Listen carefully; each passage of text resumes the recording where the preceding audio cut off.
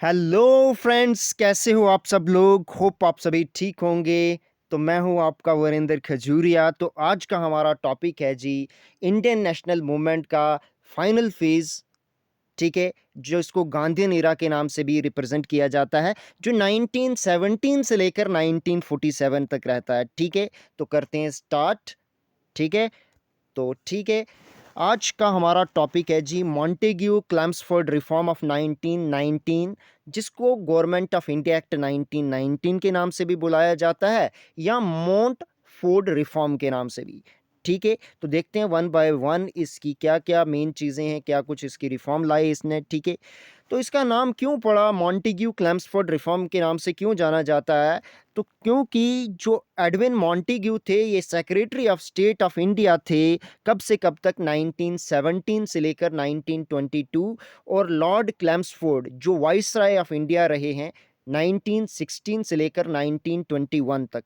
ठीक है, तो इन्होंने क्या कि मॉन्टेग्यू क्लेम्सफोर्ड रिपोर्ट एक लाई थी जो 1918 में आई थी। वही बेसिस थी किसकी? गवर्नमेंट ऑफ इंडिया एक्ट 1919 की। तभी इसका नाम मॉन्टेग्यू क्लेम्सफोर्ड रिफॉर्म के नाम से भी जानी जाती है, गवर्नमेंट ऑफ इंडिया एक्ट 1919। ठीक है, तो मोस्ट रिमार्केबल फीचर क्या था इसका कि इसने एंड किया बोनोवलेंट डिस्पोटिज्म, जिसको तानाशाही को खत्म किया, और रिस्पॉन्सिबल गवर्नमेंट को स्टार्ट किया। किसने? गवर्नमेंट ऑफ इंडिया एक्ट 1919 है। बट रियलिटी में ऐसा कुछ नहीं हुआ था। देखते हैं वन बाय वन, हम आगे पढ़ते हैं और जानते हैं मोर इसके बारे में। ठीक है, इसके की फीचर्स थोड़े पढ़ते हैं कि क्या क्या इसके की फीचर्स थे।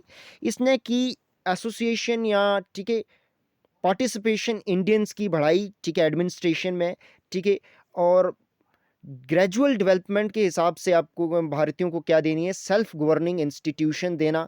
ठीक है, और उसके बाद ठीक है प्रोग्रेस हुई रिस्पॉन्सिबल गवर्नमेंट में, बट सक्सेसिव स्टेजेस में देना। ठीक है, और इसी के चलते इंडियन नेशनल कांग्रेस ने एक स्पेशल सेशन हुआ था। कब?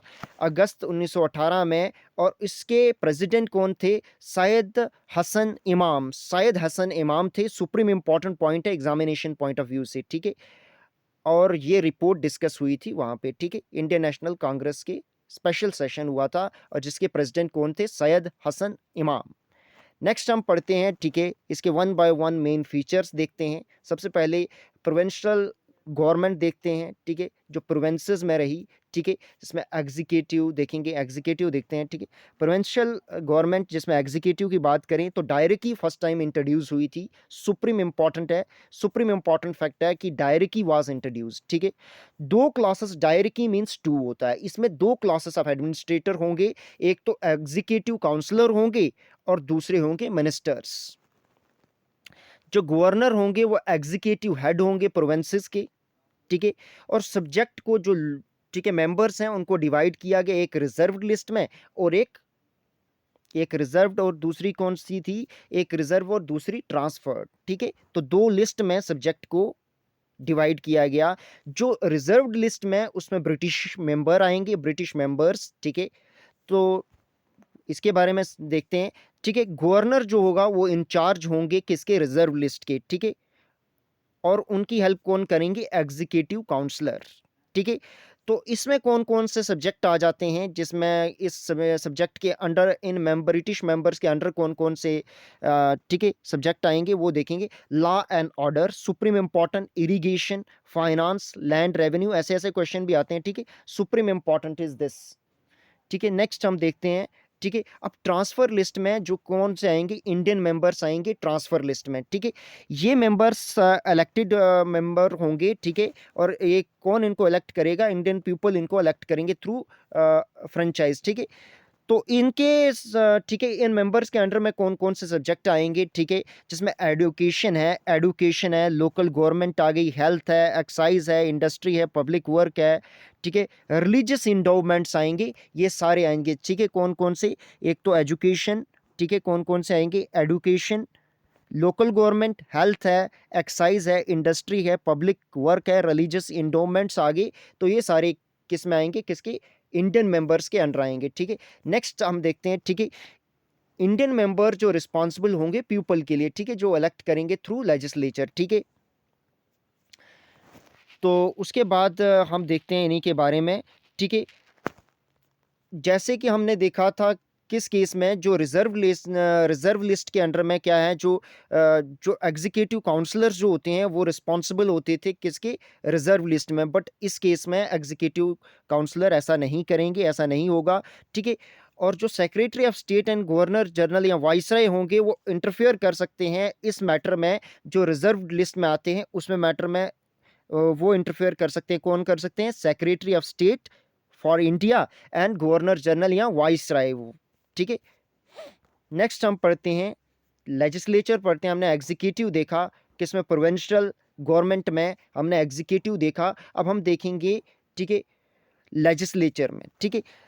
जो साइज ऑफ जो था ना प्रोविंशियल लेजिस्लेचर असेंबली में, वो इंक्रीज किया गया। 70% 70% मेंबर अब क्या होंगे, इलेक्ट होंगे, ठीक है। और 30% नॉमिनेट होंगे, ठीक है। और क्या होगा इसमें भी, कॉम्युनल और क्लास इलेक्टोरेट होगा, ठीक है। डायरेक्ट इलेक्शन मेंबर का होंगे, बट उसमें भी रिस्ट्रिक्टेड फ्रेंचाइज होंगी, कम लोगों को वोटर राइट दिया जाएगा। हम देखेंगे वन बाय वन किन लोगों को जो है वोटर राइट दिया गया, किन को नहीं, ठीक है। जो लेजिस्लेटर थे उनको फ्रीडम ऑफ स्पीच दी गई, ठीक है। इधर भी गवर्नर की असेंट जो रिक्वायर्ड होगी किसी भी बिल को पास करने के लिए, ठीक है। उनके पास वीटो पावर होगी और वो ऑर्डिनेंस भी इशू कर सकते हैं, ठीक है। सो फाइनल पावर स्टिल किसके हाथ में थी, फिर भी किसके पास थी, गवर्नर के। बिला शक इनने डायरेक्टली लाई या रिस्पॉन्सिबल गवर्नमेंट का जिक्र किया, ठीक है। तो यहाँ से ही ऑर्डिनेंस जो है ना स्टार्ट कहाँ से होता है, ठीक है, गवर्नमेंट ऑफ इंडिया एक्ट 1919 से भारत में, ठीक है। सुप्रीम इंपॉर्टेंट ये फैक्ट है, सुप्रीम इंपॉर्टेंट, ठीक है। नेक्स्ट हम आगे बढ़ते हैं और आगे देखते हैं, ठीक है। अब सेंट्रल गवर्नमेंट, हमने प्रोविंसेस में गवर्नमेंट की बात की, प्रोविंशियल गवर्नमेंट की। अब सेंट्रल गवर्नमेंट की बात करते हैं कि इसमें क्या लाया गया गवर्नमेंट ऑफ इंडिया एक्ट 1919 में। एग्जीक्यूटिव की बात करें तो चीफ एग्जीक्यूटिव अथॉरिटी किसके पास होगी, वाइसराय जी के पास होगी, ठीक है। नेक्स्ट हम देखते हैं, ठीक है, दो लिस्ट होंगी एडमिनिस्ट्रेशन में, एक सेंट्रल और एक प्रोविंसेस में, ठीक है। प्रोविंसेस लिस्ट जो होगी वो प्रोविंसेस के अंडर होगी और सेंटर केयर करेगी सेंट्रल लिस्ट का, प्रोविंसेस की प्रोविंशियल लिस्ट और सेंटर की सेंट्रल लिस्ट, ठीक है। 8 मेंबर जो होंगे वाइसराय एग्जीक्यूटिव काउंसिल के होंगे, उसमें से 3 जो मेंबर होंगे वो कौन होंगे, इंडियंस होंगे, सुप्रीम इंपॉर्टेंट पॉइंट, ठीक है। और वाइसराय यहाँ पे इशू कर सकते हैं ऑर्डिनेंस, जहां प्रोविंसेस में गवर्नर इशू करते थे और सेंट्रल में कौन करेगा, वाइसराय करेंगे, ठीक है। नेक्स्ट हम पढ़ते हैं आगे, और कोई भी बिल को, ठीक है, सर्टिफाई करना है या रिजेक्ट करना है वो कौन कर सकता है, वाइसराय कर सकते हैं। उनके पास पावर है कि वो समन या डिसॉल्व कर सकते हैं हाउस को, ठीक है। नेक्स्ट हम पढ़ते हैं लेजिस्लेचर, ठीक है। सेंट्रल गवर्नमेंट का लेजिस्लेचर पढ़ते हैं आप, ठीक है। हम क्या पढ़ते हैं, लेजिस्लेचर, ठीक है, सुप्रीम इंपॉर्टेंट। इसमें क्या कि बाई कैमरल लेजिस्लेचर का जिक्र किया कि जिसमें 2 हाउस, ठीक है, सेंट्रल लेजिस्लेटिव असेंबली और काउंसिल ऑफ स्टेट, ठीक है। तो सेंट्रल लेजिस्लेटिव असेंबली के बारे में पढ़ते हैं। ये प्रीडिसीजर है, जो आज हमारा लोकसभा है ना, इसी का प्रीडिसीजर है सेंट्रल लेजिस्लेटिव असेंबली, इसको लोअर हाउस भी कहते हैं, ठीक है। यह फोर रनर है किसका, लोकसभा का, सेंट्रल लेजिस्लेटिव असेंबली, ठीक है। इनिशियली इसको सेंट्रल लेजिस्लेटिव काउंसिल बोला जाता था क्योंकि तब मेंबर कम थे, बाद में जैसे ही मेंबर बढ़े तो इसको सेंट्रल लेजिस्लेटिव असेंबली बोला गया, ठीक है। तो इसके आप मेंबर्स देखेंगे, ठीक है, इनका जो टेन्योर होगा ना इनके मेंबर्स का, supreme important is this point is supreme important, ठीक है।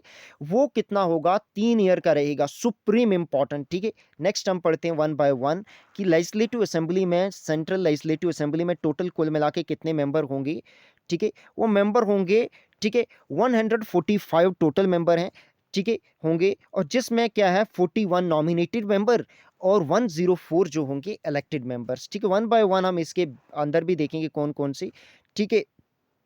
तो इसमें हमने देखा कि नॉमिनेटेड मेंबर हैं, जो 41 नॉमिनेटेड मेंबर हैं, इसमें 26 ऑफिशियल होंगे और 15 जो है नॉन ऑफिशियल मेंबर हैं। सुप्रीम इंपॉर्टेंट, ये पता होना चाहिए, ठीक है। जो सेंट्रल लेजिस्लेटिव असेंबली अंडर, ठीक है, गवर्नमेंट ऑफ इंडिया एक्ट 1919, इसमें जिक्र किया। इसके लेजिस्लेटिव असेंबली के टोटल मेंबर कितने थे, 145 थे, जिसमें 41 नॉमिनेटेड थे और 104 जो इलेक्टेड थे, ठीक है।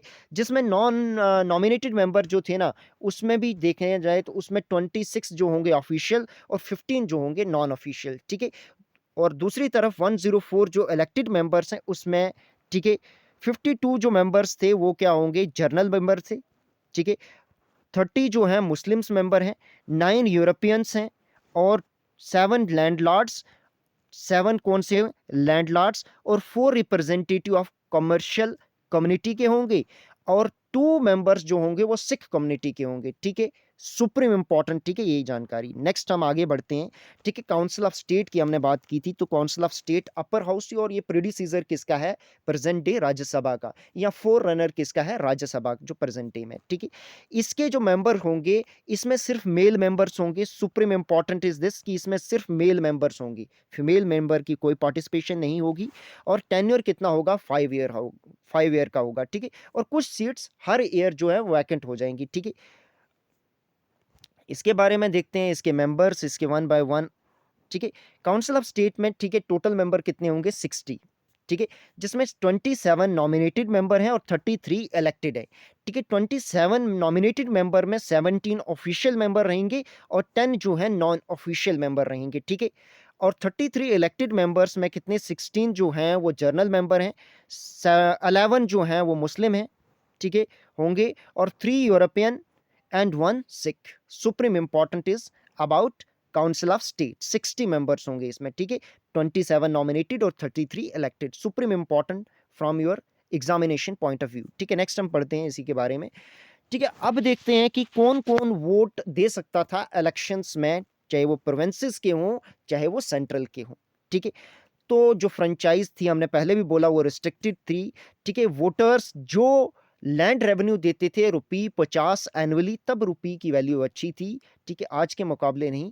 ठीक है, 50 जो एनुअली जो लैंड रेवेन्यू या टैक्सेस देते हैं, वो राइट टू वोट उनके पास था। या जिनकी प्रॉपर्टी जिसकी वर्थ कितनी हो, 180 रुपी, 180 रेंटल हो, वो वोट दे सकते थे। या जो इनकम टैक्स पे करते थे ₹2000 पर एनम, उनके पास जो थी वोटिंग राइट थी। ठीक है, और जो काउंसिल ऑफ स्टेट में जो लोग अब कौन कौन से हैं जो पार्टिसिपेट कर सकते हैं, जो इलेक्शन लड़ सकते हैं, वो कौन से, सिर्फ और केवल कौन से, जो टाइटल होल्डर थे, एक्स मेंबर थे काउंसिल या यूनिवर्सिटी सेनेट के, वो एलिजिबल थे। ठीक है, तो इसी वजह से जो वोट क्या था वो बहुत नैरो था।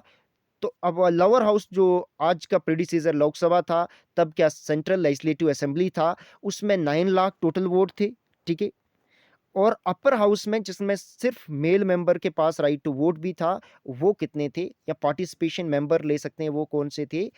ठीक है, काउंसिल ऑफ स्टेट में वो 17,000 थे। ठीक है, this is also supreme important fact. ठीक है, नेक्स्ट हम पढ़ते हैं। ठीक है, मेंबर कौन कौन से थे, लेजिस्लेटिव असेंबली, लेजिस्लेचर के मेंबर। ठीक है, और लेजिस्लेटर उनके राइट क्या थे, उनके पास पावर क्या थी। ठीक है, ये भी सुप्रीम इंपॉर्टेंट है। ठीक है, लेजिस्लेचर में। ठीक है, उसके बाद इसमें इनके पास क्या था कि ये क्वेश्चन आस्क कर सकते थे, वोट दे सकते थे बजट पे, बट केवल इनको राइट कितना दिया गया सब्जेक्ट टू वोट किसमें, बजट में, 25%, बहुत ही कम था। ठीक है, रेस्ट जो थे वो नॉन वोटेबल थे। ठीक है, बिल, कोई भी बिल को लॉ बनने या एक्ट बनने के लिए उनको बोथ हाउसेस से पास होना पड़ता था, जैसे आज होते हैं। ठीक है, तो अगर कोई डेडलॉक हो जाता है किसी क्वेश्चन पे, तो 3 मेजर थे, एक जॉइंट कमेटी, ठीक है, जॉइंट कॉन्फ्रेंस और जॉइंट सिटिंग। ठीक है, तो ये 3 मेथड थे उस डेडलॉक को रिजॉल्व करने के लिए। ठीक है, नेक्स्ट हम पढ़ते हैं। ठीक है, जो वाइसराय के पास क्या पावर थी। ठीक है, तो वाइसराय की एसेंट कोई भी बिल को लॉ बनने के लिए बहुत अहम थी। ठीक है, सुप्रीम इंपॉर्टेंट। ठीक है, तो ये अपनी मर्जी से कोई भी बिल को लॉ बना सकते थे विदाउट लेजिस्लेचर की कंसेंट से। ठीक है, नेक्स्ट हम पढ़ते हैं कि किसी भी बिल को ये लॉ बनने से रोक सकते थे अगर वो बिल कोई डिटरमेंटल होगा पीस ऑफ द कंट्री के लिए। ठीक है, और वो किसी भी क्वेश्चन को डिसअलाउ कर सकते थे, एडजॉर्नमेंट मोशन या डिबेट इन द क्वेश्चन, उसको डिसअलाउ कर सकते थे कौन, वाइसराय। ठीक है, नेक्स्ट हम पढ़ते हैं। ठीक है, इंडियन काउंसिल में, ठीक है, ये बेस्ड होगा लंदन। ठीक है, इसका हेडक्वार्टर जो रहेगा वो लंदन में रहेगा। ठीक है, 8 मेंबर होंगे, जिसमें से 12 मेंबर जो होंगे, 8 मेंबर कम से कम और 12 मेंबर मैक्सिमम होंगे। ठीक है, किसके, इंडियन काउंसिल की। हाफ ऑफ द मेंबर जो होंगे उनका 10 ईयर टेन्योर होगा, जो, ठीक है, 10 ईयर टेन्योर नहीं, 10 ईयर एक्सपीरियंस होना चाहिए उनको पब्लिक सर्विस इन इंडिया में। ठीक है, और इंडियन मेंबर जो होगा काउंसिल में, उनको इंक्रीज किया गया इसके गवर्नमेंट ऑफ इंडिया एक्ट 1919 के थ्रू 2 से 3। ठीक है, और बाकी मेंबर जो भी होंगे वो नॉन इंडियन होंगे। ठीक है, और एक ऑफिस किया गया क्रिएट, ठीक है, हाई कमिश्नर फॉर इंडिया, ठीक है, और ये एजेंट होगा किसका? Viceroy of India. कहाँ पे इनका सीट जो रहेगी वो लंदन में रहेगी, ठीक है। जो सैलरी होगी ना state secretary of state for India, वो पेड की जाएगी गवर्नमेंट ऑफ ब्रिटेन से, ठीक है। This is also supreme important. ऐसे ऐसे क्वेश्चन ही पूछे जाते हैं स्टेटमेंट वाइज आपके अच्छे अच्छे एग्जामिनेशन में, ठीक है। और कुछ साइलेंट फीचर्स इसके और देख देते हैं, ठीक है। तो इसमें first time public service commission Bharat में लाया गया, ठीक है, सुप्रीम इंपॉर्टेंट, ठीक है। उसके बाद इसने, ठीक है, इसने एक और बोला गया, इसमें एक बात और थी कि 10 ईयर के बाद एक और स्टैट्यूटरी कमीशन लाया जाएगा एवरी 10 ईयर, ठीक है, जो वर्किंग ऑफ गवर्नमेंट देखेगा, स्टडी करेगा उसकी और रिकमेंडेशन देगा। इसी के चलते साइमन कमीशन आया था 1927 में, सुप्रीम इंपॉर्टेंट, ठीक है। नेक्स्ट हम पढ़ते हैं इसके मेरिट्स, देखते हैं, लिमिटेशंस देखेंगे वन बाय वन, ठीक है। देखते हैं इसके मेरिट्स, ठीक है, ठीक है। गवर्नमेंट ऑफ इंडिया एक्ट 1919 हमने जैसे भी देखा, इसने तानाशाही या बेनेवोलेंट डेस्पोटिज्म को खत्म किया और रिस्पॉन्सिबल गवर्नमेंट को स्टार्ट किया, ठीक है। बट ऐसा नहीं था, स्टिल वाइसराय के पास बहुत ज़्यादा पावर थी, गवर्नर के पास बहुत ज़्यादा पावरें थी, ठीक है। और ये ही जो गवर्नमेंट ऑफ इंडिया एक्ट 1919 भी जो प्रेजेंट इंडियन लेजिस्लेचर है, वो भी कहीं ना कहीं इसी के बेस्ड पे है, ठीक है। डायरेक्टली इंट्रोड्यूस की, जिसने रिस्पॉन्सिबल गवर्नमेंट का जिक्र किया, ठीक है। फेडरल स्ट्रक्चर जो है फर्स्ट टाइम लाया गया, ठीक है। और इंक्रीज की गई पार्टिसिपेशन इंडियंस की एडमिनिस्ट्रेशन में, चाहे वो लेबर की बात हो, हेल्थ की, ठीक है, एजुकेशन की बात हो, रिलीजियस इंडोमेंट्स की बात हो, ठीक है। नेक्स्ट हम पढ़ते हैं, ठीक है। फर्स्ट टाइम इलेक्शन, लोगों को पता लगा कि इलेक्शन भी कोई चीज़ है, ठीक है। किसके through? Government of India act 1919 के थ्रू, सुप्रीम इंपॉर्टेंट फैक्ट है ये, ठीक है। और सम इंडियन वुमेन को भी राइट टू वोट दिया गया, ठीक है। तो इसकी लिमिटेशंस क्या थी, अब लिमिटेशंस देखते हैं, ठीक है। इसने कम्युनल और कंसोलिडेटेड कम्युनल रिप्रेजेंटेशन को और ज़्यादा बढ़ावा दिया, ठीक है। फ्रेंचाइज लिमिटेड थी, वही पीपल जिनके पास प्रॉपर्टी थी या टैक्सेबल इनकम थी या कोई बड़ा हाई रेवेन्यू देते थे सरकार को, तो उनको ही राइट टू वोट था, ठीक है। बाकी आम लोगों को कोई भी राइट टू वोट नहीं था, ठीक है। वाइसराय और गवर्नर्स के पास बहुत ज़्यादा पावरें थी, ठीक है। चाहे वो बजट के बारे में हो, चाहे कोई बिल को एक्ट बनने में हो, तो वो सारी पावरें किसको, कोई डिसॉल्व करना हो, ठीक है, हाउस, तो सबसे ज़्यादा पावरें किसको दी गई? वाइसराय और गवर्नर्स को, ठीक है। जो सेंट्रल लेजिस्लेचर में थी जो सीट्स, वो भी कोई पॉपुलेशन के बेस पे नहीं, इम्पोर्टेंस के बेस पे दी गई कि किस प्रोविंसेस को ब्रिटिशर्स की आई में बहुत अच्छा प्रोविंस है, उनके संबंध अच्छे हैं, तो उनको ज़्यादा, ठीक है, मेंबर्स दे दिए गए, कईयों को कम दे दिए गए जिनके साथ अच्छी नहीं है। तो देखो ये भी एक लिमिटेशंस थी, ठीक है। इंडियंस की क्यों ऑब्जेक्शन रही मॉन्टेग्यू क्लेम्सफोर्ड रिफॉर्म या 1919 को गवर्नमेंट ऑफ इंडिया एक्ट 1919 को लेकर, क्या उनकी जो ऑब्जेक्शंस थी इंडियन की, ठीक है। इन्होंने कोई टाइम फ्रेम नहीं दिया था कि हम कब आपको रिस्पॉन्सिबल गवर्नमेंट देंगे, सुप्रीम इंपॉर्टेंट, ठीक है।